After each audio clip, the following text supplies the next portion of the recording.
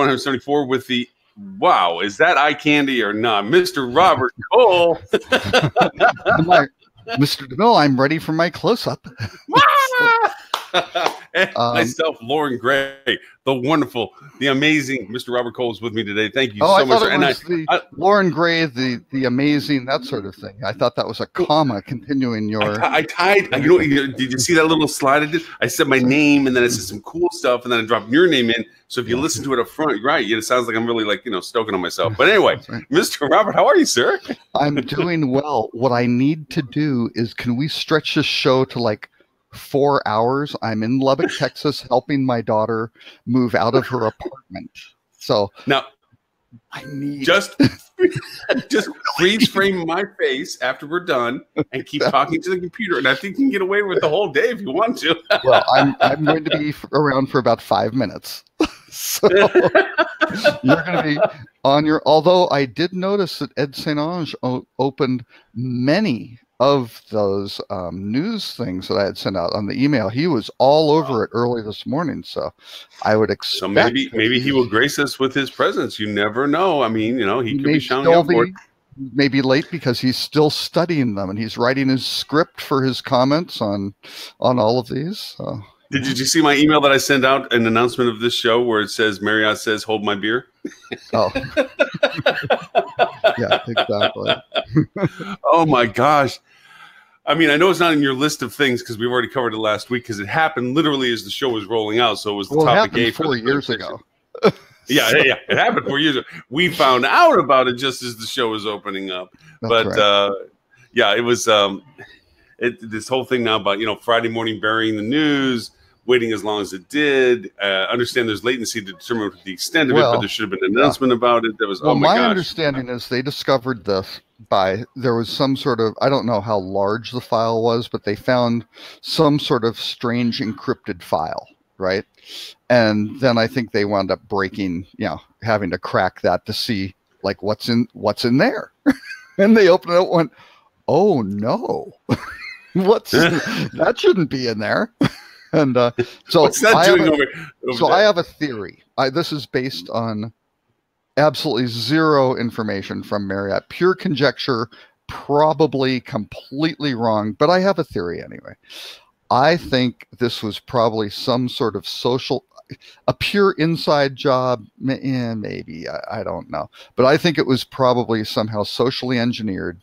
They got somebody's passwords and credentials and got high-level administrative access, because if Marriott was concerned that their keys for the payment encryption got captured in this whole thing, right. This wasn't just sort of some superficial, they were out somewhere coming through. They had deep access into the system. Yep. So I'm not sure. It may have been a smaller breach before, but I think at some point to really get the payload, they needed to get deep access, which probably was getting somebody's credentials somehow. And then, and again, it's always a trade-off of, hey, don't let anybody from home or remotely get into the system, sort of thing. That's a big, no, we'll VPN in and it'll be fine. But if you've got the credentials in the past, you should be able to get, straight in. And who knows, there are ways to spoof IP addresses and things like that, or to set things up. It could just be as simple as, we added one little IP address to be authorized to go get access to the system. Somebody's home number and go, oops, it's somewhere else. And remember too, and I think that it is an accurate statement to say, but it also doesn't necessarily reflect the fact of the actual violation. Is anything that touches whatever was available is then hence corrupt. Yeah. Because even though it may have been, and it could have been, where they're looking at something specifically, but because that specific item was in a larger item, that entire larger item is corrupt, and then that larger item is and so on and so on, so that you're looking at the fact that we saved 500 million, and I'm not trying to diminish the impact of this by any stretch, and it could be as big as we think it is. It's just the fact it may not have been released. I mean, it may not have ever been taken out by somebody. Maybe they had gathered this, and maybe they had accessed the system 4 years ago, but it took them 4 years to get this level of access. They assembled the file and they never downloaded it, right? They couldn't do that. There's a great Oh, there's a great hack of MGM had its casino systems hacked through a fish tank. And in one of they had some sort of thing that I think it automatically fed the fish or controlled the temperatures or whatever, but it was accessible onto their corporate network, and that is how the hackers got in through the freaking crazy. I didn't know that. Oh yeah, yeah. They're a bunch of just the old fish tank maneuver. Well, yeah, and for hoteliers looking at things like the Internet of Things and stuff like that. Yeah, that's and we want. I mean, the joke that I put somebody on LinkedIn, I think it was Henry Harteveld or somebody posted on LinkedIn or Facebook, about the hack. I was like, uh-oh.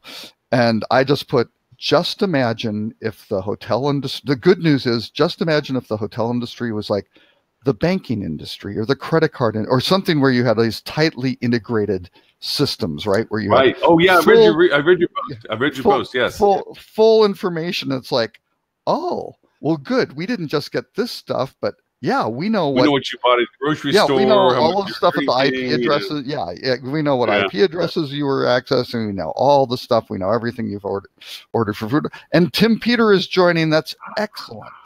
Oh, but yeah, we are so excited to see you. Are you? We are. Because we know you were, you've told all of us you were the mastermind of the Marriott hack, and we want to know how you did it. Oh, well, really, it's amazing. You just download a few scripts from the internet, and it's amazing what you can do. Exactly. Robert was bragging about his fish tank maneuver when he hacked at MGM. Got it. MGM's system got hacked through their fish tank. They had a large fish tank with like an auto feeder, light control, water temperature, whatever it was controlling, and it was on the network, and they got in that way. Wow. Yeah, fish tank maneuver. Anyway, as you have children in college, I have to leave. I apologize. I am helping my daughter move out of her apartment. Oh, nice. All right. Because she's going to be studying in Florence next spring. Fantastic. Which is always good. And it was very nice she got, because she has an Italian visa. I think she got a note from the U.S. State Department for a nice travel warning saying, hey, don't go to Christmas markets and don't do this and terrorism. So she's like, great. So go to Florence, but don't have any fun. We've not told my wife about that part. Yeah, no, we don't share that with the wife. Unfortunately, your wife watches the show, and now my wife has. I'm trying to think of anything in my wife's world which you would have less interest in than this show, and I don't know. Not coming up with anything. And sadly enough, Tim's wife, that probably the same thing. Yeah, but for completely different reasons. That's only because she thinks I'm a moron. That's not true. I don't know whether you saw this. Yeah, I don't know whether you saw this, Tim, but when the email that I sent out to everybody was, I put as a headline is like, and Marriott says, hold my beer, because that's what brought up this conversation, because we heard about it last. Tim froze. There he is. That last week we covered this because it was breaking, but then the ramifications this whole week of, gee, Marriott, did you try to bury it on Friday morning news? Gee, Marriott, why didn't you say something sooner? Blah, blah, blah, blah, blah. And that's where this conversation picked up from. I think they were still trying to figure out what. I bet between September, they discovered it in September and now. Yeah. My guess is they were probably like, what is this? How big is it? And then there was probably, some discussion of position it and things like that. Right. My daughter's waving at me. Apparently the show has to go on for 4 hours. If you could carry all that stuff out to the truck. I don't think that's going to fly, Dad. She's a strong, hey, I am all for equal. I am a feminist.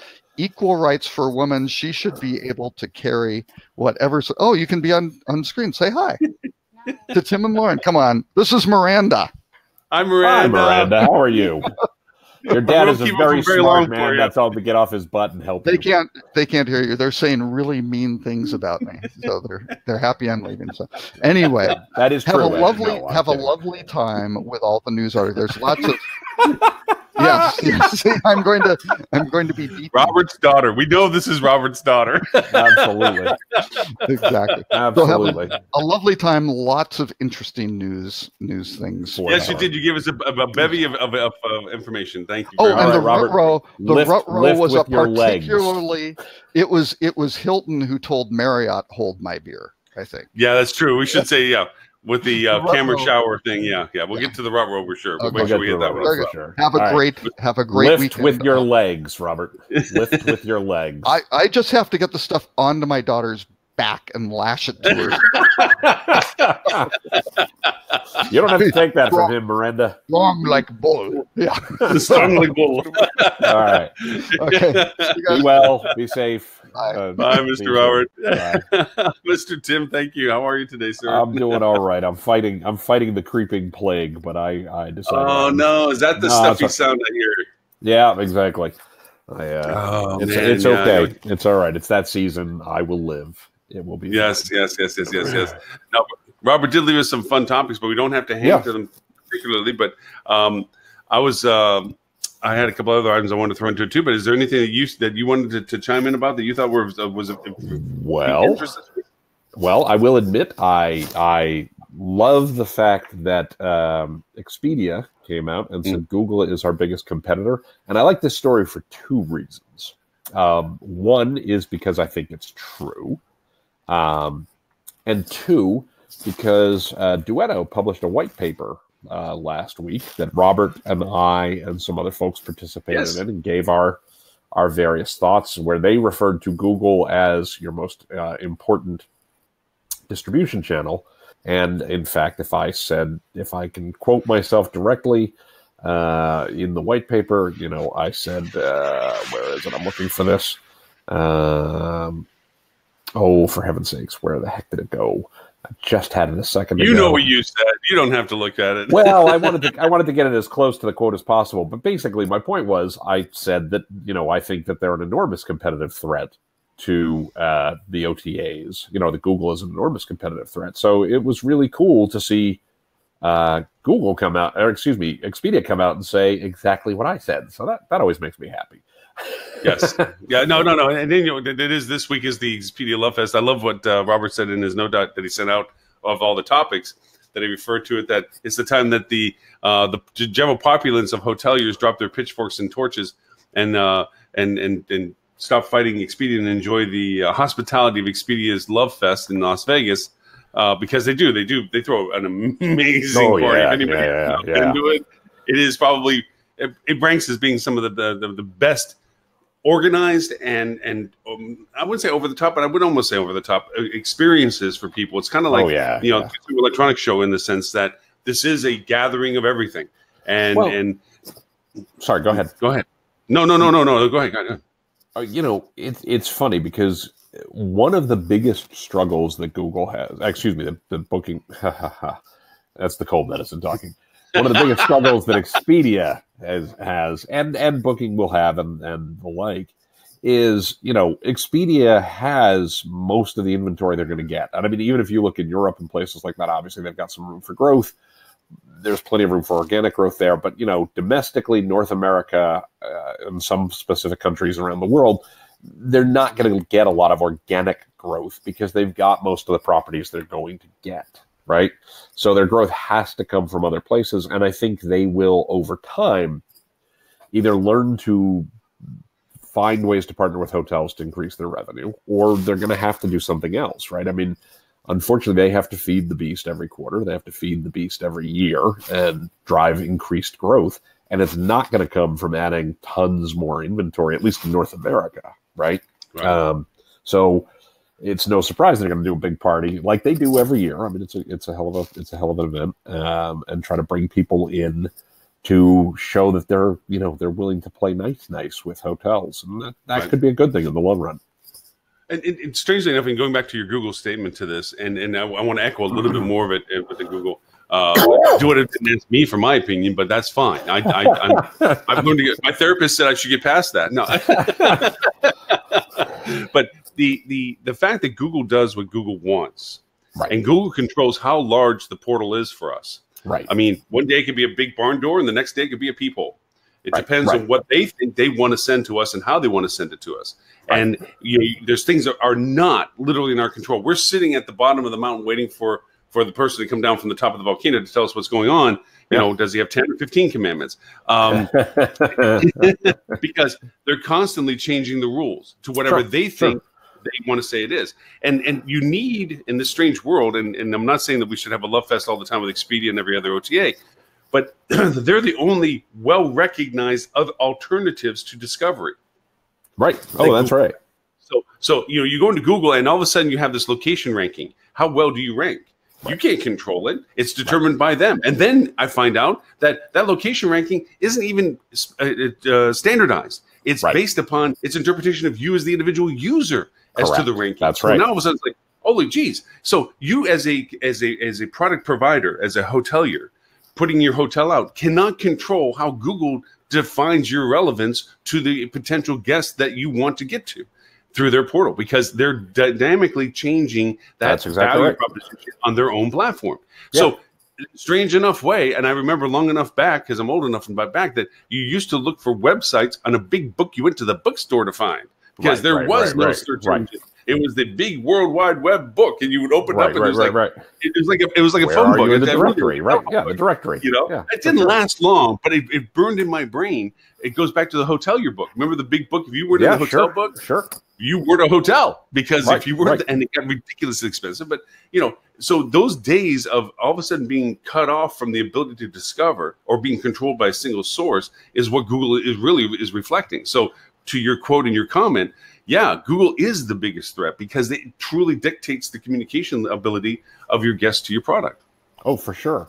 Well, it's this. Google is always going to try to do what they think. I think that Google is always going to try to do what they think is right for the guest. And here's the reason why. The reason why is that Alphabet, which is Google's parent company, made what, $19 billion last quarter? I have to look. It was quarter. Yeah, quarter. Yes, quarter. Yes. Right. Let's see. Alphabet earnings. Q3. Let's just see. Oh, rats! That was the wrong place to go. Sorry. But they made billions of dollars per. So $33.7 billion in revenue. And the advertised business accounted for 28.95 billion of that. So 29 billion out of 34 billion, right? So all of it, right? Google has a problem that there's never been a company as big as Google that has the biggest problem that they have, which is switching cost, right? What do you drive as a car, Lauren, if you don't mind my asking? What kind of car do you drive? Well, Lexus, older one, but a Lexus. Well, that's fine. Okay. If you wanted to go from a Lexus to a Mercedes tomorrow, right? What does it cost you to switch?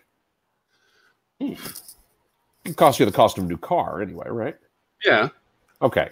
You a Mac user or PC? You Mac user or PC user? Mac user. Okay. So if you want to move from a Mac to a PC, what's it cost you to switch? That substantive. Right. If you wanted to start using Bing tomorrow as your search engine, what does it cost you to switch? Not at all. Just a flip of a switch. Not at all. Right. Nothing. Right. So Google has this incredible, benefit in that they provide the best search results, right? Or the best for some given value of the best. But they also have this incredible threat that the minute they don't provide good search results, customers could leave them tomorrow. I mean, immediately. All you have to do is type in a different URL. Even if you wanted to switch from Facebook, it's tough because all your friends and family are there, right? So there's not necessarily the economic piece. But switching from Google to Bing is a piece of cake. Right? It's really easy.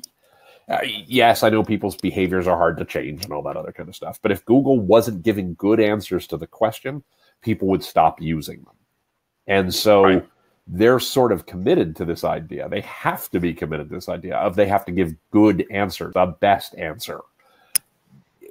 I think that we as hotel operators, as we as hotel marketers have to think about not how do we put ourselves in front of customers, but rather how do we make sure we're the right answer for the types of guests we want to talk to. And the better job we do of that, the better we'll be in Google's world, while also making sure that, yeah, we play nice with Expedia. Yeah, we play nice with Booking.com. Yeah, we play nice with, Kayak and the various meta search, et cetera.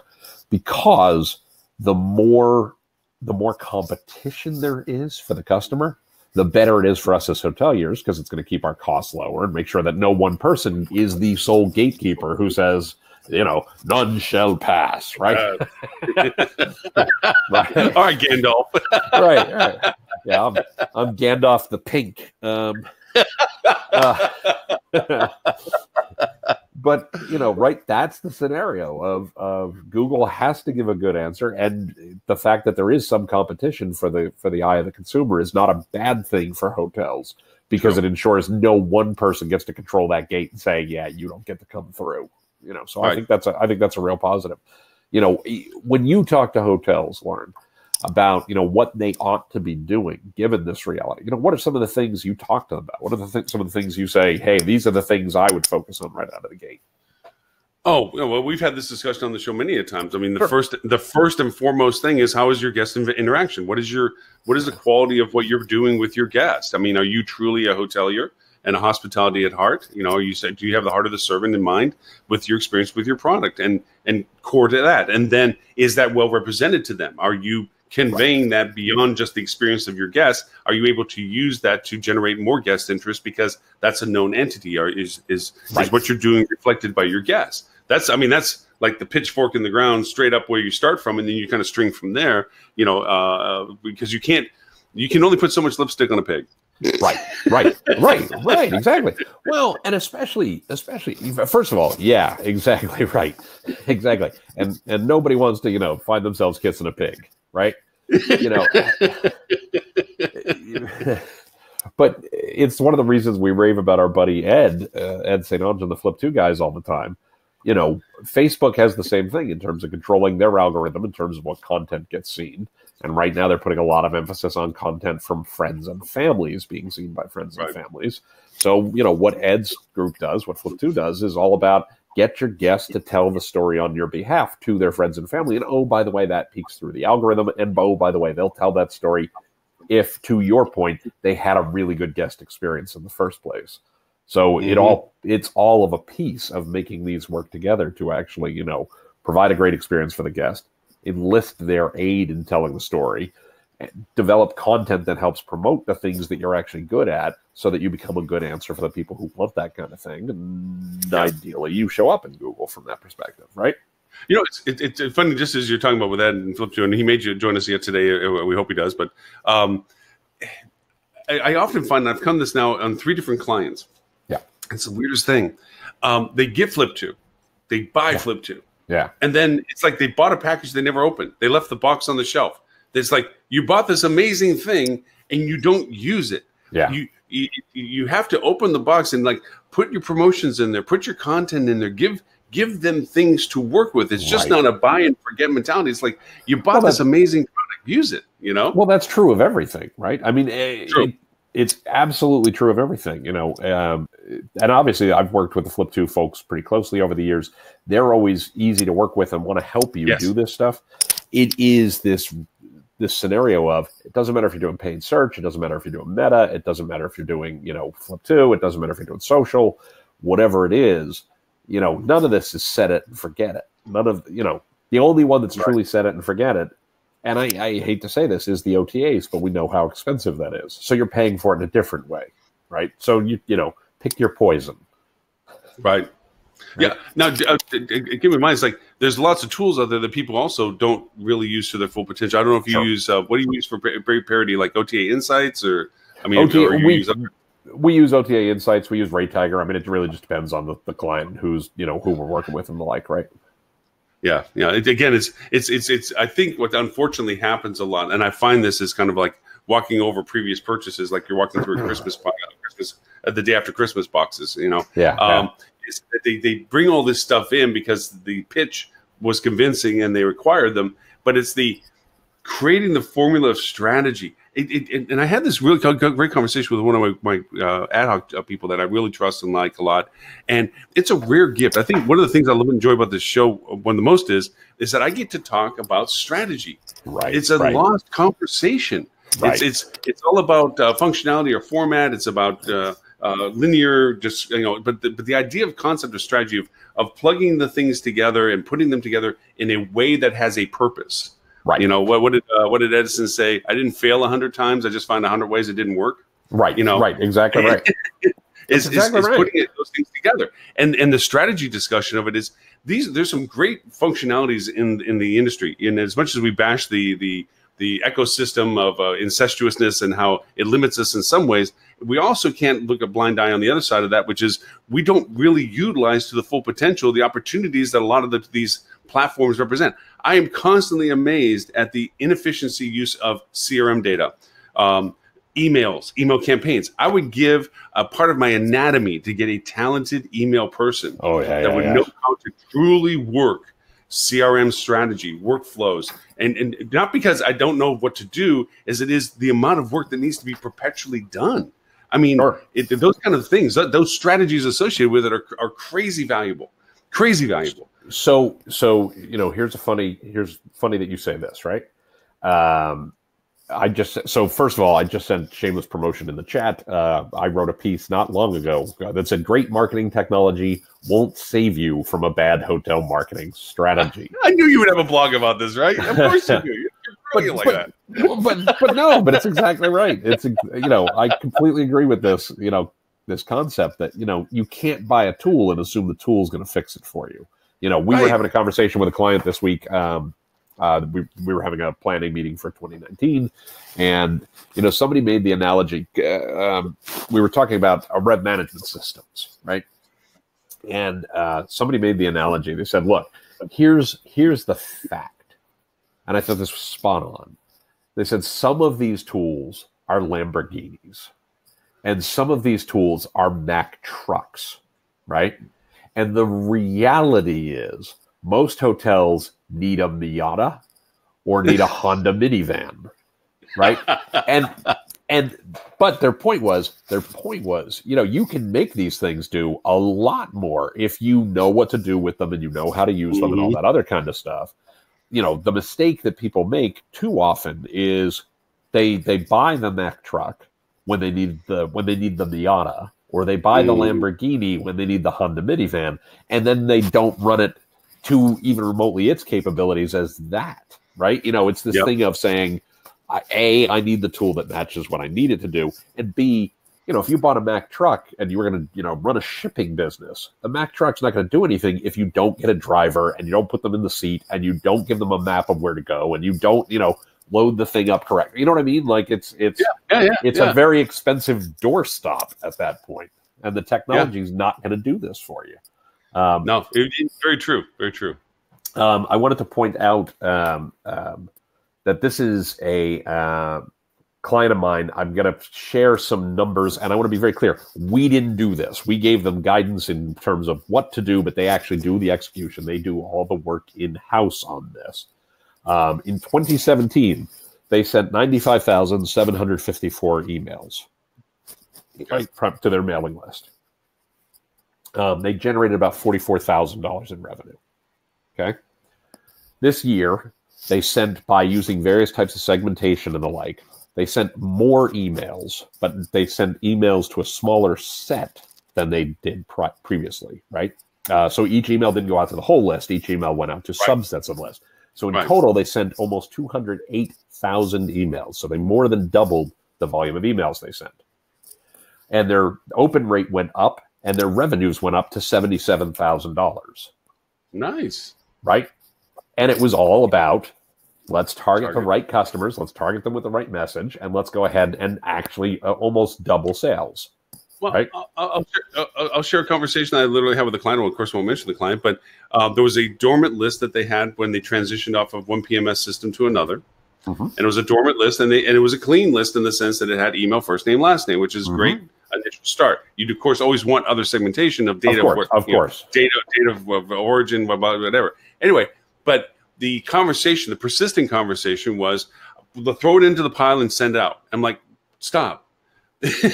Yes, Right. we can. Right. Obviously, we're going to use this list, but what we want to send out is the ability to monitor their interactions with what we're putting out for them, so that we can begin to segment their interests or That's their right. location or whatever it is that we can garner by what we present to them to make it more utilitarian, more valuable to it. Because if you just leave it as a bulk send for the rest of your life, you're just throwing out like a monkey hitting a red button. Oh, yeah, let's yeah, send that out to everybody. Bang. You know, Right, and right. eventually it's going to torch the list. It'll diminish over time, That's right. and it turns into a worthless entity. That's right. So taking what you're saying is like, look, be smart and constructive about this, and doing workflows. You know, it blows my mind that people don't have the fact that you have your already automated things of confirmation or cancellation, pre-arrival, post stay. We miss you stay 6 months. We hope you're back thing. Just little simple things that you can standardize as your engagements with your guests without the necessary needs to push anything. This is just general email dialogue Correct. that goes on. That's right. You know, and then by what they segment, do you like late deals? You know that they like late deals. Seasonalities, event-driven things where you know that they like certain events that come through. Mm-hmm. Amenity-based. Mm-hmm. You know, did they enjoy your spa or not your spa? If you offered them a spa or didn't you offer them a spa?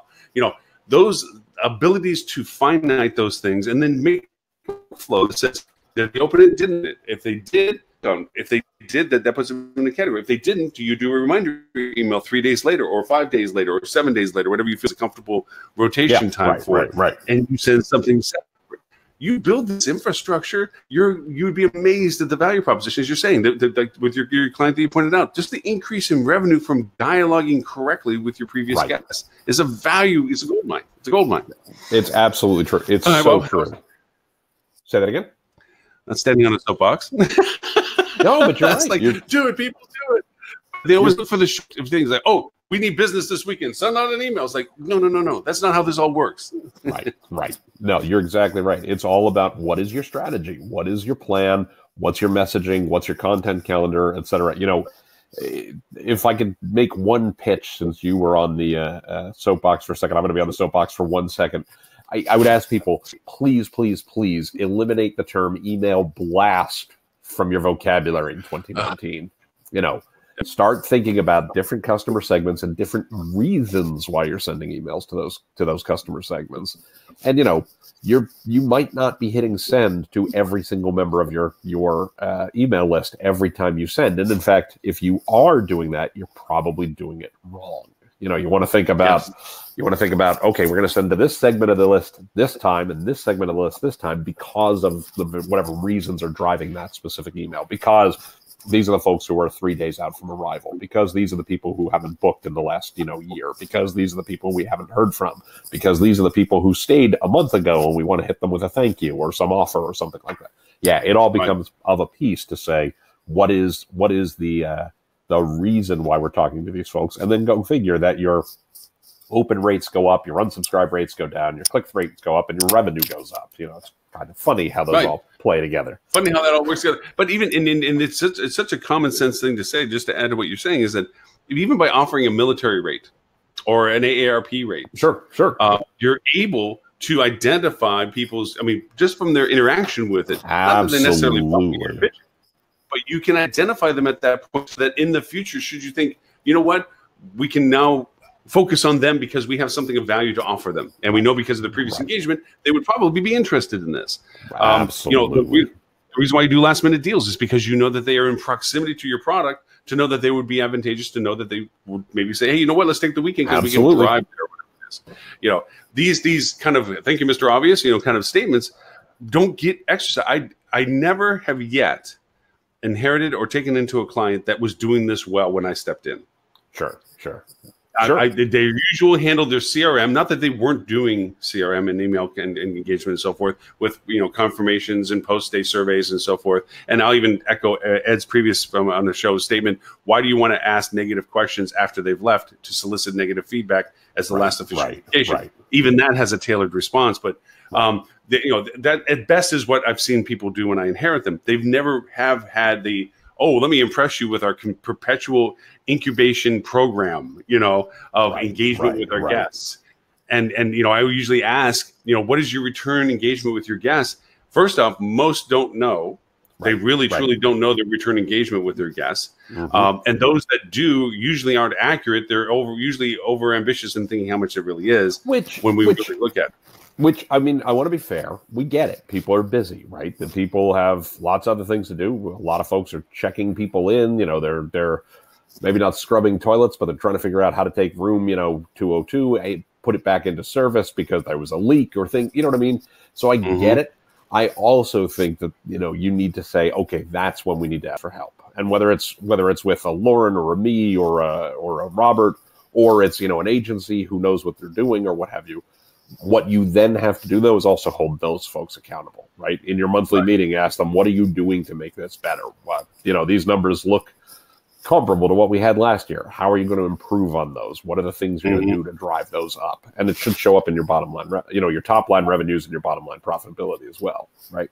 I would recommend, and I had this discussion just recently with one of my clients. I says, and they never thought of it this way. I says, any meeting that you have, however scheduled frequency it is or not, it should be 20% backwards looking and 80% forward looking. Sure. In your that's great. That's great advice.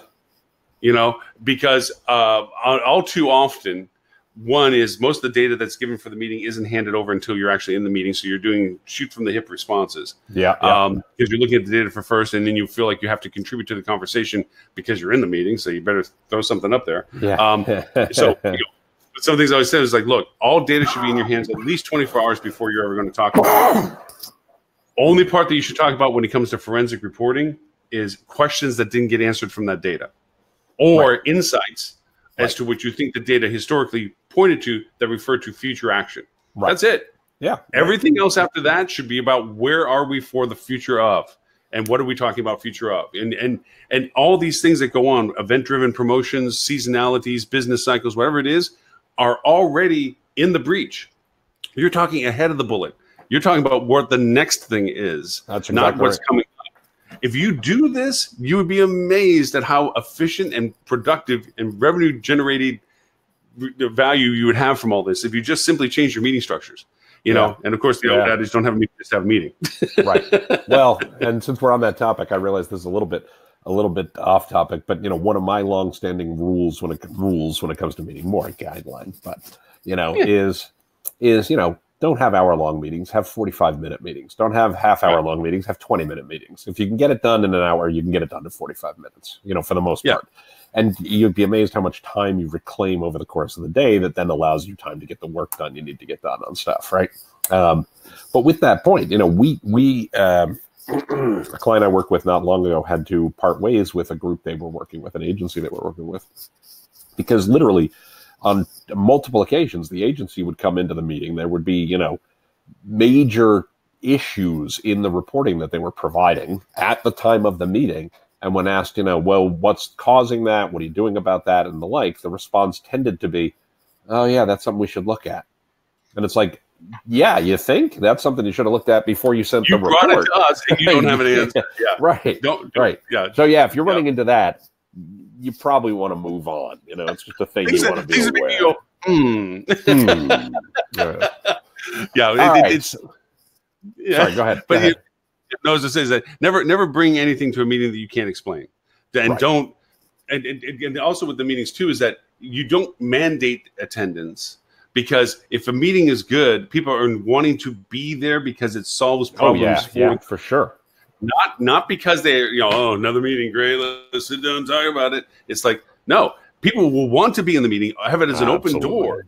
Okay? Absolutely. But if you're solving their problem, they're going to show up. If you're not doing anything for them, don't make them show up. And this is from an engagement perspective of client and so forth, is I segment out. I have a link in my signature line that people can look at my schedule and drop in times. And one of the most productive things I did with that was I dropped in 15-minute segments and 30-minute segments, which before was always just the standard hour block. You go on Google calendars or other calendars, they always yank an hour out of it, But I segmented out and say, hey, you just want a 15-minute chat. People love, hey, I got something. I got to, hit you with something and then I got to go. I don't want to take an hour out. I don't want to have to block it out. I just need 15 minutes. And it is one of the more productive time cycles that I've thrown into there. Absolutely. And then I also have where it doesn't allow you to book back to back on something, because I'm trying to get out of the jump from one to the next, because that's a major gear shift from client to client. Oh, sure. And and you go through this apology. I'm sorry, I'm 2 minutes late. Blah blah blah because the other one tripped over. It's like no, nothing can be back to back anymore. It's got to be 15-minute cycle between the two. So at least you get a change in opportunities, and you don't have that bleed over potential. To any of my clients who are watching this show, no, that would never happen with me. Never, ever. No. Anyway, hey, let's look at the other top stories we got. Let's look at the news topic, shall we? I did enjoy talking about Expedia Love Fest. I thought I didn't snort coffee, but I did laugh out loud. Expedia refers to the fact that going into the vacation rental space won't take away from hoteliers.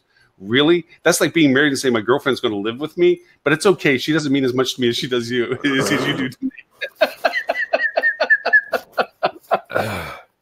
Yeah. Well, I read that a slightly different way. First of all, I understand. No. I understand everything you're saying. I completely understand what you're saying. I read it a slightly different way, just in the sense that, yes, obviously this has some potential impacts to hotels. I would also suggest that, vacation rental is not a new category. Vacation rental has existed for a long time in the industry. Mm-hmm. And, it's a big business, but it's not a huge driver of room nights in the way that, hotels are, right? And the way I read this was, if you are struggling against vacation rental, then you need to think of you as a hotel. You need to think about what's going on with your product and what market segments you're serving and things along those lines. People who want to rent a place for a week and prepare their own meals and make their own beds and, find their own food and all that other kind of stuff, usually, not always, but usually is a different customer than the folks who want housekeeping and want room service and want, concierge and want those different amenities and those different services. So I would suggest it's less about whether Expedia is going to be funneling more or less business to you, and more about you as a hotel should be able to differentiate yourself from vacation rental and say, yeah, there are folks who want that, and that's okay. They're probably not our guest. There are plenty of people who want the things we do well, and those are our guests, and how are we attracting them, right? So, thinking about it more from the standpoint of who is the guest you're trying to serve. I will, and actually, I was told that I should write something about this because they thought it was a great thing. So, not to toot my own horn, but I've really gotten happy with how I work with Airbnb in competition perspective. I take AirDNA. For those who don't know that platform, it is amazingly, how did they let that much data go out? But they have an amazing amount of data about Airbnb. And if you look at it, you realize that there is a business cycle to Airbnb engagement, and it'll tell you right on AirDNA as to what the business cycle of the inventory in your competitive market is. So you know that you need to be in that space if the demographics are matching what you're trying to drive into your home. Again, it goes back to knowing your guest and knowing what you're servicing to your guest as to whether or not this is even a place to be. But if you feel like, you know what, those demographics, for the reason they're coming into market, is something I want to get, then you place yourself into that market, that opportunity when people are looking at the consideration of Airbnb. And then you define what the demographics are specifically. And you'll find quickly that the type of inventory you're competing against is very finite. It's not everything in Airbnb. That's exactly right. And for those, to Tim's point, if it's not, they're wanting to cook their own kitchen and they want to have the big space because there's multifamily and they just want to dilute the overhead cost by the number of heads in the place, you're not going to beat that from a hotel perspective. Right. But not everybody coming to the same event with the same criteria are demographically the same. You have, what I found is, satellite people that don't want to listen to Uncle Ed's snoring in the next room. And they don't have kids, so they don't want to be crawling over them with every one of their cousins in the same building. So they're happy with coming for whatever events driving them into market, but they aren't the ones that want to be in the same building or Airbnb thing, and they want to be in a hotel. If you can find out your message about, and I'll take Thanksgiving as a great holiday example of this. When people get together to go to a place, a family of any sorts, and say it's because their grandparents are in the same room. And we found this to be great because this is literally the messaging we were using. A lot of the families come in that have the kids, the smaller kids. Airbnb is a wonderful solution for them. That's exactly right. Run around, They can have their own food in the kitchen. The Cheerios can go everywhere, whatever it is. They don't have to worry about apologizing to other hotel guests that their kids are running around, half clothed with diapers hanging off or whatever. They're just it's all covered. Airbnb is perfect for them. But there's the others that don't have the same age kids, teenage or not, or any kids at all, that want to come to the same event. They want to be nearby. Right. So if you actually look at your Airbnb inventory in your own proximity, you actually can use that as bait to get people to stay at your hotel. Absolutely. Absolutely. That's brilliant, Warren. No, it's like, brilliant. Oh, stay over there, but stay here with us. It's absolutely brilliant. Well, I mean, it's funny because this is something my wife and I have talked about, and I'm going to admit something that I haven't really said out loud to people. We are looking to downsize. We've lived in our house for quite a few years. It's kind of big. Our kids have moved out, etc. So we're talking about getting a smaller place. We also are the family that hosts Thanksgiving and Christmas every year. And so one of the things we've talked about is when it's time for Christmas, when it's time for Thanksgiving, we might want to rent an Airbnb, excuse me, so we can continue to host in the style that, Sure. we like to host. But that's a very different trip than when we go on vacation. When I go on vacation, I want to lay by a pool and have people bring me fruit and bring me drinks with fruit on a stick and a little umbrella. Yeah, exactly. And I'm not, you always have to be conscious of beware the focus group of one. But every piece of data I've ever seen, everything I've ever looked at suggests I'm not alone in that one, right? So if you can't win my business, I'm not saying you'll necessarily win my business at Thanksgiving or Christmas if, in fact, we decide to use an Airbnb to substitute for our house, right? But that's a very different reality than what I'm doing all the other trips. And again, I don't think I'm alone on this. Most families, when they go away, mom and dad have been taking care of the kids all year long. Mom and dad have been cooking meals and making lunches and shuttling the kid, to soccer practice and everything else. Now mom and dad want to be able to sit by the pool or, sit in the restaurant or order room service and park the kids in front of a movie while they're, sitting on the balcony having a glass of wine. That's something you as a hotel should be able to do really easily and not have to worry about Airbnb or vacation rental across the board. So to bring this back to the Expedia story, and I've been posting some blog posts, and I've been doing shameless promotion, I admit it. But, it's awesome. But to bring it back to the Expedia discussion, if you're losing business to vacation rental on Expedia and the like, I think the bigger challenge isn't that it's Expedia changing the product. I think the bigger challenge is you're not doing enough to differentiate your product and why someone would choose you as opposed to vacation rental, right? And it goes back to the aspect of blunt trauma force marketing versus surgical specific targeting marketing. People look in, and it's a weird mix of our conversation actually, because here I was earlier on talking about the unuse of products that people purchase. They buy these platforms but really don't exploit their usabilities. Right. And like you said, getting these revenue management tools, and you bought the Ferrari to go to the grocery store. Okay, right. It'll get you there, but you can't carry them. Right. The thing goes through with this is that they think these amazing shiny things or these super deluxe quality things is going to be the singularity of solution when they go back and they do blunt marketing, like, oh, well, that Airbnb is just taking business out of my pocket. It's like, no, actually, if you do it right, you guys can live in the same ecosystem just fine. It's all good. You have your moments and they have theirs, and you can work collaboratively and do exceptionally well. And you compete great with them because there is inventory types that are competing with your hotel type at a time that you want that business. They're trying to get that business. So there's some head-to-head competitions that go on too. Knowing what they are when they are is the power to know what you need to message-wise convey. Like I have an all suites hotel up in Vancouver that I'm working with, and they fight with Airbnb market because they're an all suites. They have a kitchenette, so they have a lot of similarities to value propositions that Airbnb in the market have. The differentiations are things like what's the reason they're coming to market, what's the mix of demographics of what's coming to market. You start looking at that individuality, then you can start creating individual messaging.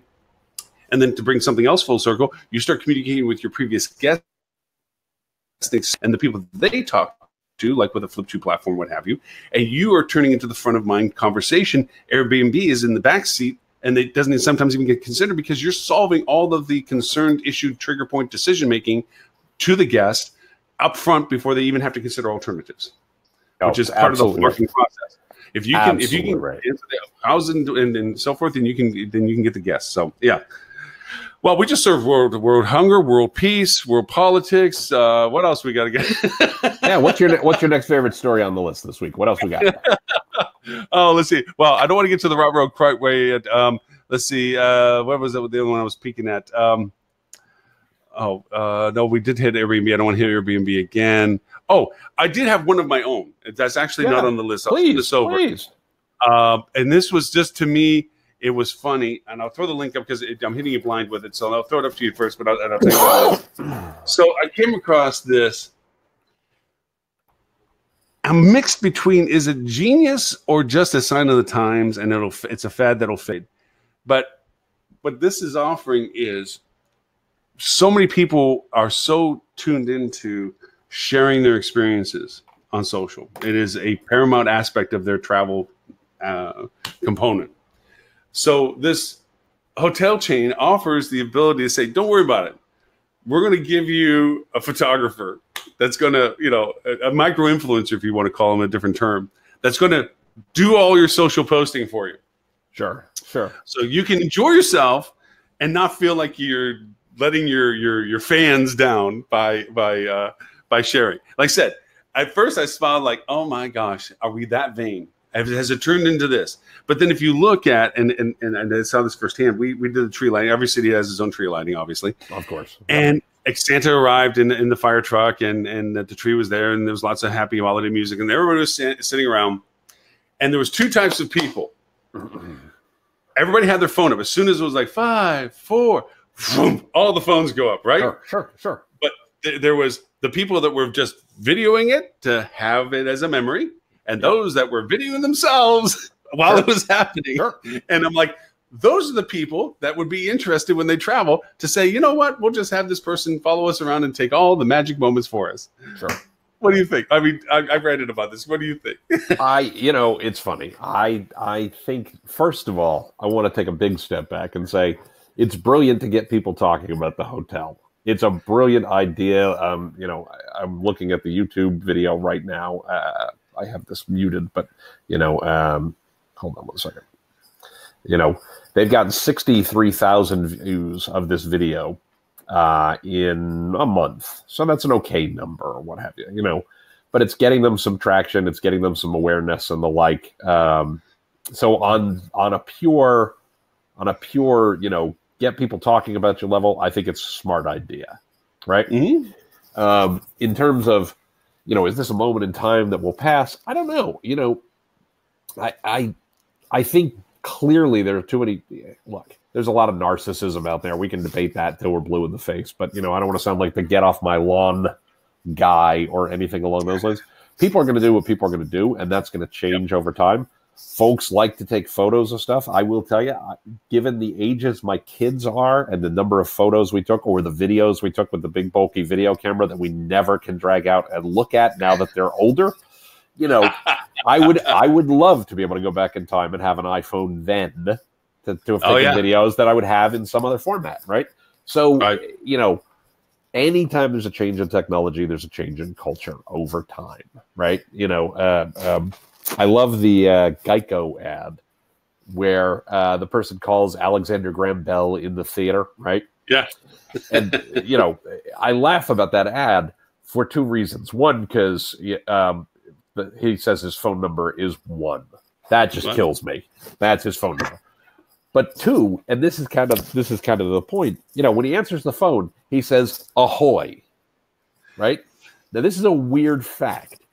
When Alexander Graham Bell invented the telephone, he actually thought that people should answer the telephone by saying, ahoy. Like, they didn't make that up for the ad. He thought that that's what people should do. And he had all these things that he dreamed up in terms of, like, the etiquette of how people would use telephones. And that's not how anybody uses them. People the etiquette evolves around the way the technology changes, right? Sure.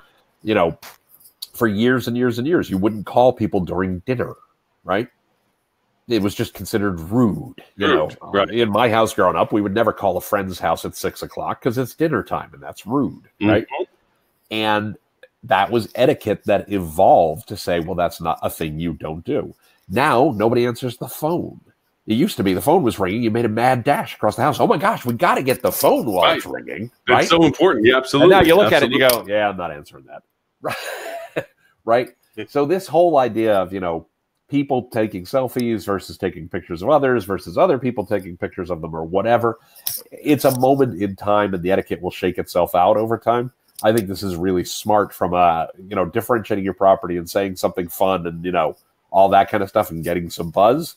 You know, is it something that anybody will ever actually take them up on? I don't know. Is it something they'll be doing a year from now? Probably not. But if it gets them some play right now and puts IBIS in front of a whole bunch of people, you know, who had never heard of IBIS before, then it's pretty smart from that perspective. Yes. No, from a great point to be made. From the idea of differentiation, this is a well played thing.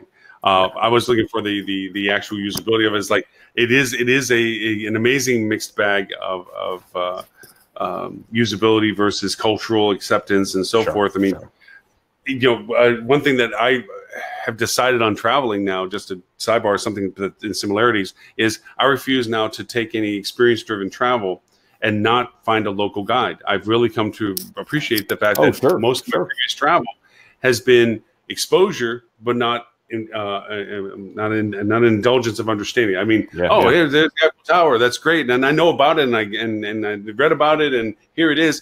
Having that, and I haven't had this there, but going to other places now and having a local guide to explain things that are not well known or things that are more in depth about what you're looking at.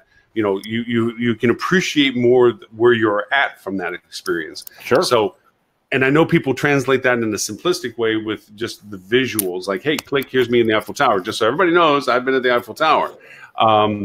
So that's their way of capturing that time. Right. You know, and it has been pointed out that photography used to be about what you're looking at. Now it's about you being in it. Right. Well, your photos, yeah, exactly. Your photos used to be a thing you owned. Now your photos are the thing you're in. Yeah, for sure. I mean, even though I was talking about my fellow boating friends, and they said that because I saw a helicopter swooping through real close to the water around boats. I'm like, what's going on with that? And it says, oh, those guys. Yeah, they'll fly by you really low and take pictures of you and then look at your boat ID, contact you and sell you the pictures if you'd like to have some great pictures of you on your boat in the water. And I'm like, oh, well, that's really interesting. And they say, yeah, they charge like $500 a photo and you have to buy 3 of them a minimum. I'm like, really? And I go and I fly my drone. I'm going, go out in the water. I'll fly the drone by you and you have as many pictures as you want. I mean, but people want that. Like, hey, here I am. Look at me doing what you wish you were doing. You know, that kind of thing. It's like, okay, sure. I guess it's an age generational thing. I don't know. It's different. Mean, it is different. You know, so my grandmother. Okay, we're gonna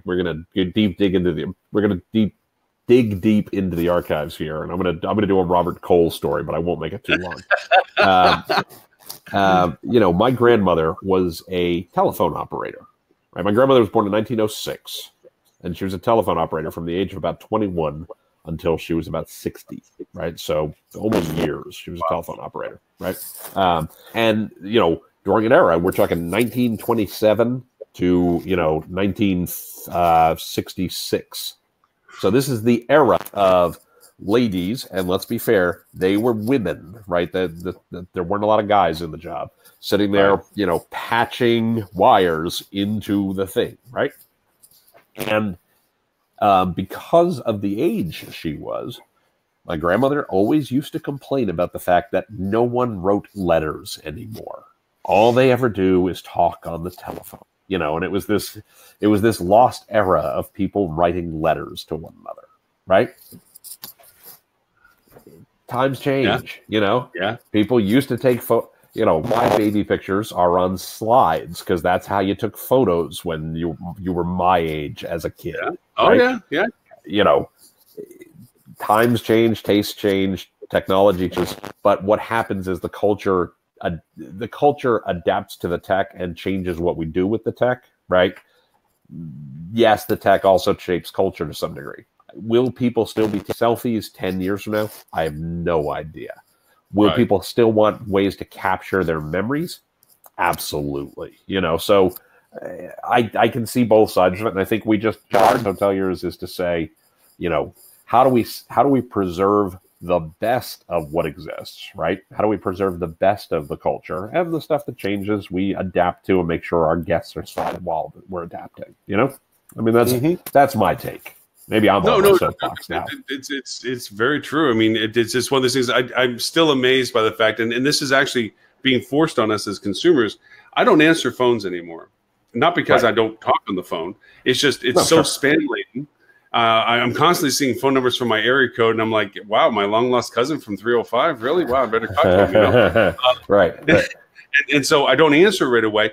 But what it pushes me to is, and this goes, some people, most people of youth anyway, prefer to text than talk on the phone anyway. Is I can try calling, by the way, and I'm not young. I do the same now. Text. Mainly because at this point, calling on a phone, if they don't have my phone number come through to know that it's identified as me, they're just not going to ignore it like I ignore it. If I see a phone number come through, I'm like, yeah, whatever. And then if it's somebody, I look at this. If it's somebody, they're going to leave a message. And I'll find out who it is, and then I know to call back to them. But you can text them; they'll answer right away.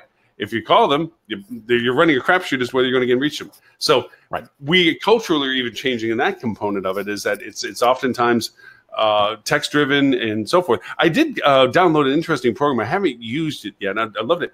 Ask your opinion about this. It's called Dubb, D-U-B-B, and what it does is allows you to put video into your emails. Just send a video to somebody. Sure. And I picked it up just to play with it. I'm an AppSumoholic when it comes to buying software.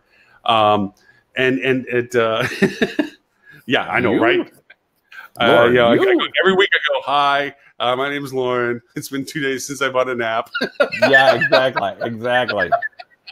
But this software allows you to do a quick video to drop in, and from a sales perspective, of whether or not that would actually improve the dialogue. Would you, if I sent you an email and it's me talking about, hey, Tim, blah, blah, blah, blah, blah, is that more engaging? Or is it like, you know what, let me just read the email. I don't need to see your face. So I will tell you personally, I'm not a fan of video. And I want to be very clear. This is one where as a focus group of one, I know I'm one, right? I commute a lot. I travel a lot. You know, I'm in the car a lot. I'm on trains a lot. I'm on planes a lot, etc. Right? I don't know what my connectivity is going to be. Can't take my time from the road, etc. So I prefer either, you know, reading stuff because I can read it at my own pace in my own snippets. You know, if there's background noise, I don't have to worry about if I heard it or not.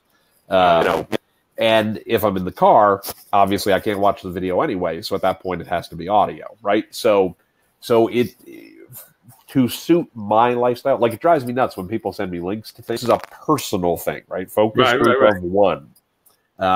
Drives me nuts when people send me links to things and you click on the link and it's a video. And I'm like, well, where's the transcript?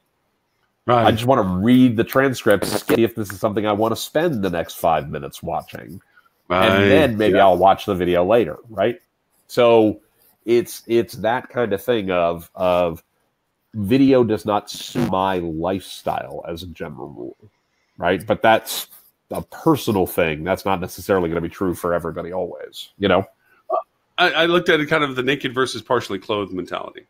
Sometimes you just don't need everything complete. You know, just like, here's everything, nothing hiding. Sometimes you like a little mystery to it. Sometimes not having a talking head, okay, is better than whoa, you look like that, do you? Alrighty then. You sounded better than you look, Lauren. I've been told many times, Lauren, that I have a face made for radio. No, I'm kidding. I was like, I'm on that one too. I'm like, yeah, maybe I shouldn't be putting my face out. And I realize I'm saying all this while I'm on a video. On video, right? Yeah, of course, we're calling Kettle black for and I want to be really fair. It doesn't mean the video doesn't have its place. It does mean that when you talked about all these news companies a year ago who were pivoting to video, that was, for me, a terrible thing. That's how most of those folks lost, right? Mm-hmm. Because it didn't work for my lifestyle. Now, if I'm going to sit down and watch a show or I'm going to watch a webinar or I'm going to watch a video because I'm dedicating the time to it because it suits my needs, that's a choice I make, right? If it's no, here's everything is a video. That makes me a little crazy, personally, right? Yeah, no, I'm with you on it for that. And again, going back to the marketing angle of this and for hoteliers is it's the right thing at the right person at the right time. For sure. Video is great, but then there's also the need. Nobody wants to, because most people, when they're in their social media stream or what have you, don't have the audio on. So just having video by itself, maybe visually engaging, and you're in a situation, as you said, you're on a train. You're not going to go pop the volume on just to listen to a video that might be embarrassing because you don't know what it's doing. So having your early on transcript on the bottom to understand what the video is trying to convey is very important. So being selective about the medium that you use, and this goes back to A/B testing, multivariate testing. Try the message in different ways, and each channel, whether it be social, whether it be an ad, whether it be in the context of your web content or whatever, make the variations and see what gets engaged with, and then use that as a guidepost as to how you further out your content. It's not just this must be good because everybody else is doing it. Nope, it's going to be good for your guests. Which, by the way, that's a great point, because obviously I was listening to your very specific question. I'm encouraging all my clients to do work on video now for YouTube, for Instagram stories, for IGTV, for Facebook stories, right? But that's a different context, because that's somebody who goes to YouTube or somebody who's checking out Instagram stories, they're deliberately saying, hey, I want to see video, right? Like, that's a self-selected customer who's saying video is important to me in this time and in this space where I'm at. So that's a very different reality, right? If it's, I'm going to send an email out to my clients, I put a video in it, I don't know that I would do that, because that's not what the expectation is. That's not what that guest is looking for at that point in the process.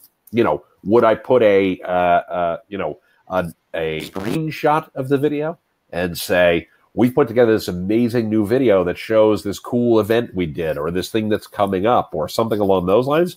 Click here if you want to watch it. I would do that, right? But again, you're putting the control in the hands of the user, the hands of the guest, to say, yes, that appeals to me. Yes, that applies to me. Yes, I want to participate in that. Not, here's video. Yeah, right. Take it because you were giving it to you. Yeah, it's kind of funny. I think you heard me bemoan, and this goes back, I think, 4 or 5 months. I made a video ad for one of my clients to be played on YouTube. Yeah. And I told you I stung because they shot it out of the sky. They're like, this is And so there's a matter of timing. So as the product has matured in market, and as we've been able to segment out our markets of choices to whom we're pursuing and so forth, the discussion came back up as to, and this was unsolicited. They came and said, we're thinking with the youth business traveler, metro traveler person, we should do something on YouTube. I'm like, and I'm like, I cringe. I'm like, oh, I feel the sting still. Like, I brought this up before and I got beaten for it. I'm not bringing this back up. And they said, maybe we should do a video. And I said, well, funny you should ask that. And so I played the exact video. Now, to the same people. 5 months ago, that was, what do you think you're doing? That's the, and they're like, yeah, that's perfect. Wow, you must know we were going to talk about it. I'm like, no, you just don't remember. You shot it down before. Which is okay. That's all right. I was like, you know what? Hey, I'm glad you're happy with it. I'm glad you think that I'm so proactive that I can just pull this rabbit out of my hat and have this for you. I just wonder if they went back later and go, that looked awful familiar, don't you think? No doubt. Oh, that's great. Right. No, I'm very pro video. We know, I mean, if we can take a big step back for 1 second, we know that as Robert Cole has said many times, pretty pictures sell hotels, right? So video absolutely has its place. Imagery obviously has its place. If you're still finalizing your budget for 2019, find whatever your budget is for photography and video and double it, right? It won't go to waste. It'll have great value for you. It is just a question of where is the appropriate places to use that imagery, where are the appropriate places to use that video in such a way that's going to work for your guests. But yeah, true. I am bullish on video as a means, as a medium, as a channel. I don't necessarily think it's something we're going to see everywhere all the time, just because context is not always appropriate in every context, right? True. To kind of go full circle on something that we started with the show with, but to go back for another different reason, Marriott and its debacle with data and so forth. Sure. I wanted to bring up a little bit on something else to be concerned with, because it's a living, breathing problem right now, and that is ADA compliance and GDPR compliance. And the reason why I'm bringing both of them up together is because it's all. And you may as well add CCPA compliance to that as well. California Consumer Privacy Act, right? Which is going to be our version of GDPR pretty quick. Yeah, absolutely. So here's the thing: is that okay? So Marriott data breach. This might be the first time that GDPR compliance enforcement gets teeth to it, perhaps, because it's a big enough carrot that maybe it will finalize or solidify the methodology of pursuing the violation of GDPR compliance. So what's happened, and this has happened in lots of areas for me, I'm not picking on any one client for any reason or not, is in the previous administration of our government, there was to be a finalization as to what was called minimum compliance with ADA compliances, as to what would be acceptable efforts to say that you are trying to be ADA compliant. Those were rolled back by the current administration as just, we're not going to make them. So now any violation or any terms of violation of an ADA compliance requirement is a course for lawyers to chase down litigation, to say, hey, we found this wrong, and so if you don't want us to sue you, pay a settlement. So they're just getting free money. And a lot of companies, even though they could fight it, prefer not to go through the process because it could be an expensive one and there's an uncertainty to it. They just pay it to go. So lawyers are walking around just, give me your money, give me your money, give me your money. GDPR is going to be the same way, I think, in that rollout. I would caution everybody that listens to the show, and I'm going to put this up, and anytime I get to the point, if you can't book your accessible inventory with a keyboard through your website, you are going to get chased. Because that is the benchmark starting point that legal companies go chase after is, can I get to my accessible rooms with my keyboard functionality on your website? And if I can't, guess what I'm going to do? I'm going to chase you down. Because that is then showing a very easy way to point out. It's not about color contrast so much. It's not about whether or not you have rollovers or a lot of other things, iframing and so forth. I mean, because you need to be able to go through your website with a keyboard. It's called the ability to use the focuses, which is your drop downs and so forth, with your keyboard. And you'll be able to go over and navigate whether you had a mouse or not. You can go through the website. But the most important benchmark that usually gets referred to is, so you have accessible rooms. Great. That's what you're supposed to have. Can I get to them? So definitely take that little litmus test just right off there. Then there's another website, and I'll put it into the show notes. It's a website called Wave. You put your website in, and it'll tell you what your website doesn't do for compliance. Great, another benchmark to look at. With GDPR, it's more than just sending out a privacy policy update and we take cookies on our website. There's a lot more to it than that. There's a compliancy workbook that you need to have. And what most people don't realize is they need to have that connectivity to all of their vendors to being compliant as well. Is the data that they mitigate also? Well. Go ahead. First of all, I feel I have to pull you back from one thing real quick. We are not lawyers. You need to check with your own lawyer to make sure you're from that perspective. This is advice. But with that, there are things as being a data processor versus a data controller. You have to make sure, depending on which data you're handling, which of those you are, and then you have to make sure that your vendors are acting in the correct way based on which one they are. Mr. Tim, you're absolutely right. But I mean, I think the point here is still absolutely right that, this stuff's going to cost you money, right? I mean, Marriott, since they are the story du jour, right? Marriott is, I've heard one news article said they might be facing a GDPR fine of about 17 million pounds to start. There are 2 separate class action lawsuits in the United States, and one of the senators, and I don't remember which U.S. senator, has basically said that Marriott should foot the bill for all the who need to get new passports. Now, let's just say for grins that's 1 million people, right? Let's just say for fun that's 1 million people. Let's say that the passport fee is, $20 or $50. That's $25 to $50 million. Yeah, I know, right? This is going to cost them a fair bit of money. If they walk away from this without costing them, $30 or $40 or $50, before remediation of any of the things, the systems that they need to do, they're walking away with a small price tag. And I only mean small in terms of how bad this could easily run them into many, many, many tens of millions of dollars, and possibly well over 100 million. Now, if you're a small hotel, if you're an independent hotel, whatever, obviously you're not going to get hit with fines that are that large, but you might get hit with fines that are more than you make in a year, and that would be just as bad, right? So you really owe it to yourself to work with, people who this is what they focus on and the like, to make sure you're putting yourself in a good position. And there are, and this is not, this is an endorsement of us to do it in that sense. And good point to him is that this is my personal advice. Okay, not being a law person or anything like this. And there are great products out there that are specific to these things that will. There's companies out there that are GDPR focused, and there's companies out there that are ADA compliant focused that will audit, review. But here's the caveat to both of them. And I'll say this, and this is advice. If you look at the SOW, the statement of work with them, they all release themselves of liability. Nobody guarantees any of this. Yeah. There is not a single server person out there that says, if you hire me, I will guarantee that this will cover you. There is nobody out there. They will do everything that they're knowledgeable about, and they do a great job with it. But they are not guaranteeing that by doing that, you're still not being made potentially vulnerable by somebody that can pursue it for whatever reason. Right.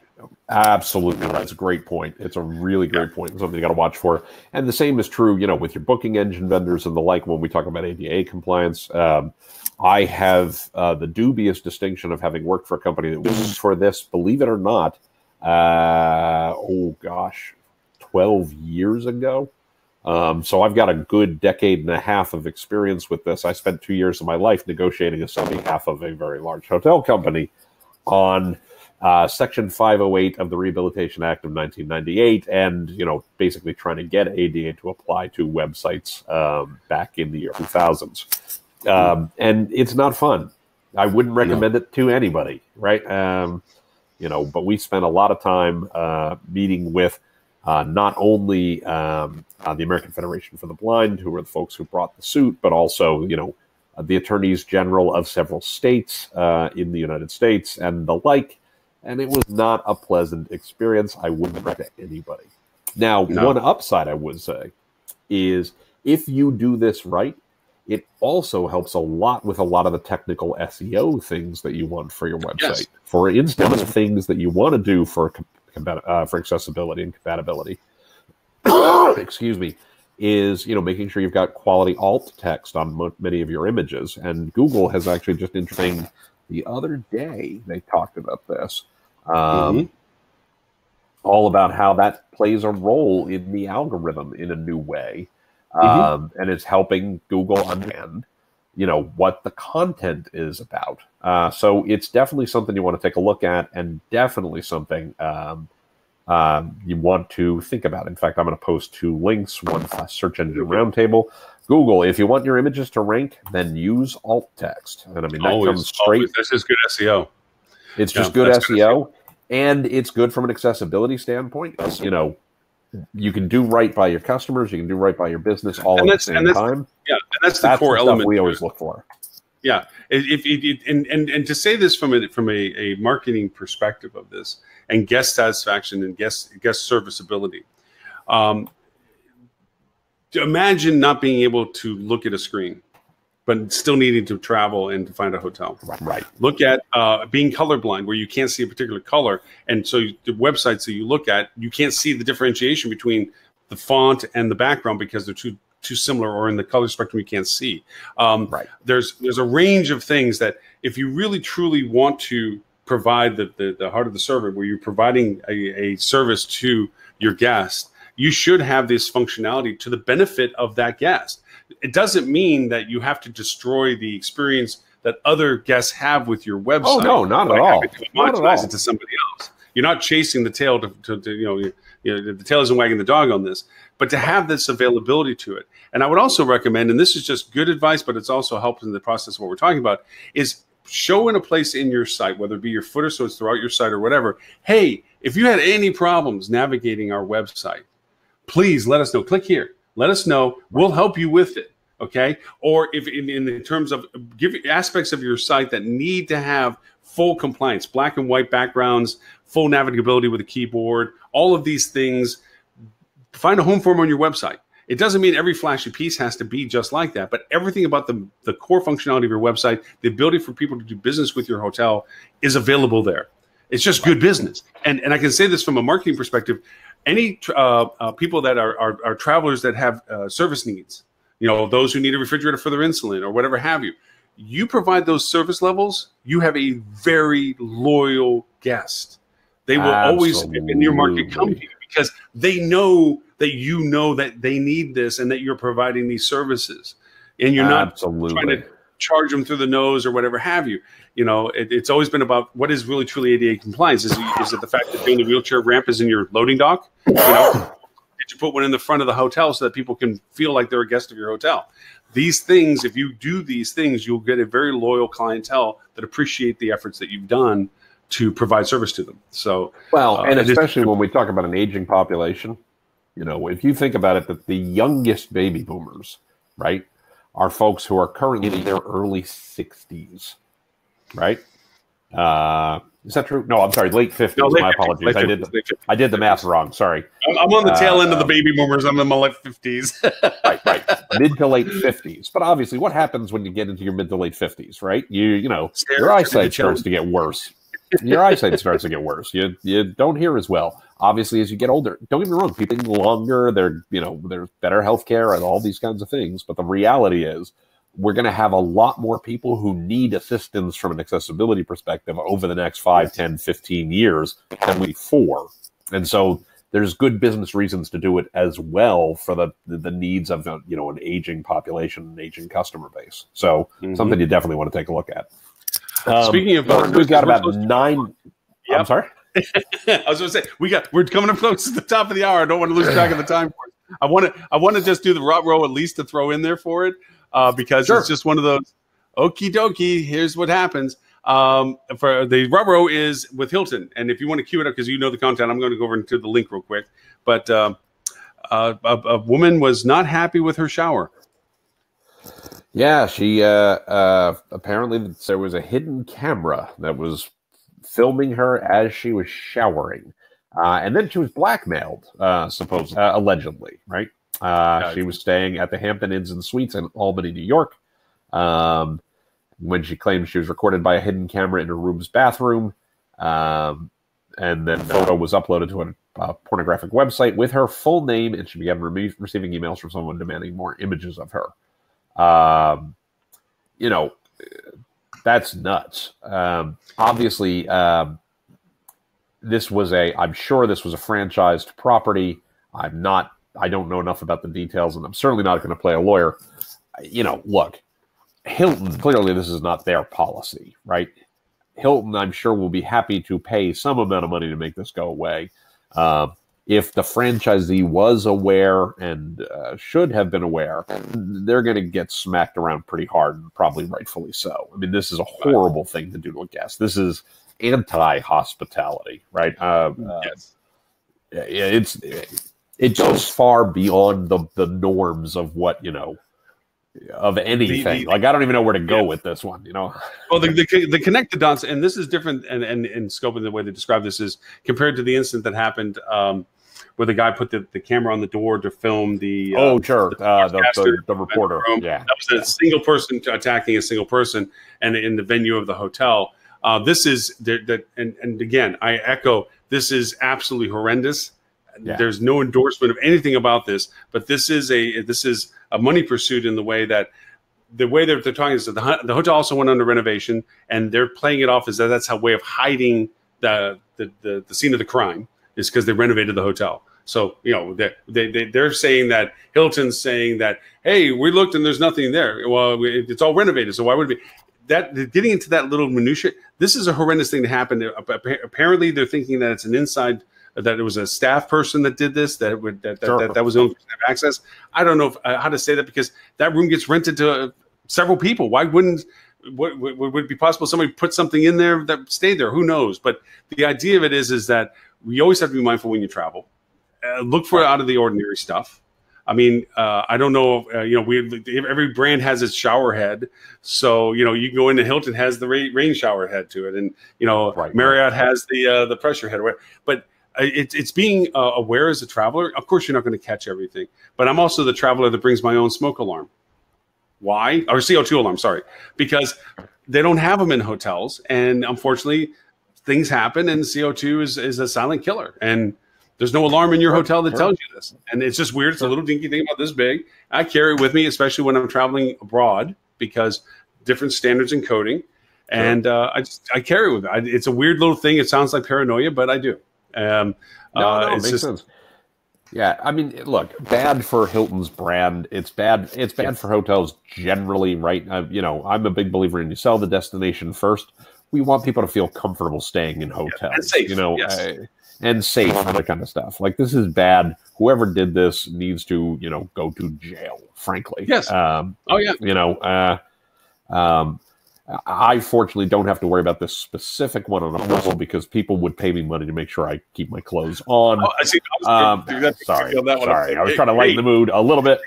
But the reality is, this is an awful story. This should never happen to anybody in under any circumstance. And obviously, I think Hilton will do what they need to do to take care of this woman in the world, because it's just a bad thing for them brand. It's a bad thing for their business. It's a bad thing for the industry. And I think I'm all as an industry.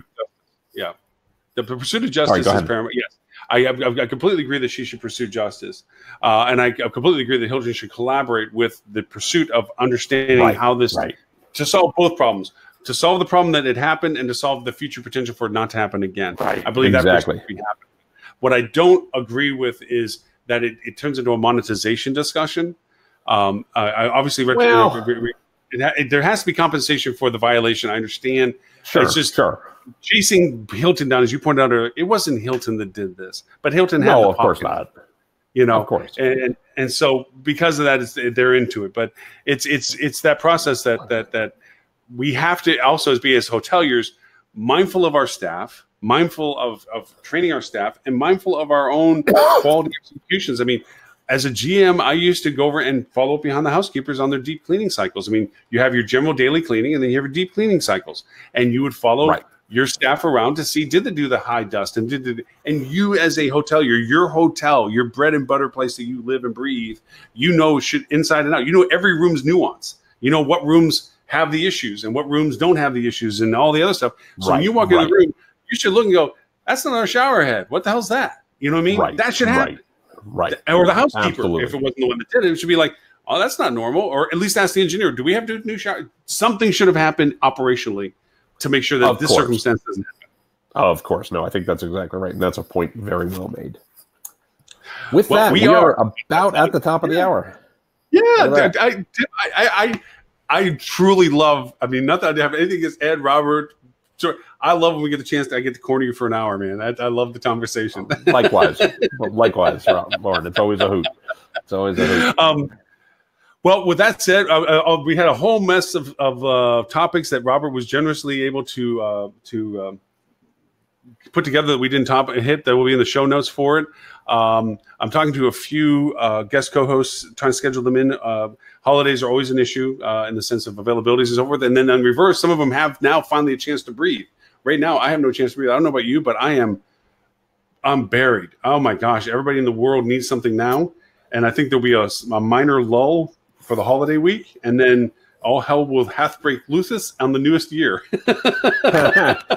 Well, I will be here next week, though I have to tell you, the next time you see me, I will be a year older. Hey, that's right. Yes. Early happy birthday to you. Thank you. And I can only tout great happiness about your downsizing option. It is Renee and I just thanks. We'll see how it goes. We're still planning out what we're thinking about and all that kind of stuff, but we'll see. We love it. I mean, and that won't happen until next year. So yeah, but still, it is a weight off the shoulder. It is nice. I mean, now I say that we rented the office space 3 blocks away from our condo, so I can walk to it. So the back of our office space is my old garage.